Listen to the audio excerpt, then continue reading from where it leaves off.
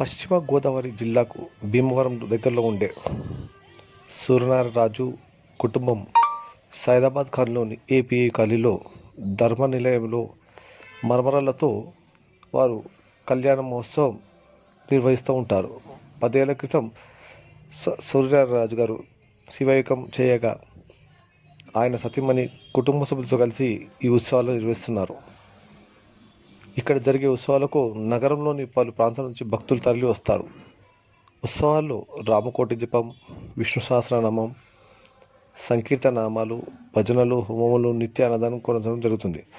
సుమారు 60 కిలోల మరమరాలతో 40 కిలోల వేరుశనగతో వీళ్ళు ఇక్కడ నైవేద్యం సమర్పిస్తారు. మాఘశుద్ధ పంచమి రోజున గ్రామదేవతకు పాలతో చలిమిడితో అభిషేకం చేయించి ఇక్కడ నుంచి శ్రీకారం చుడతారు.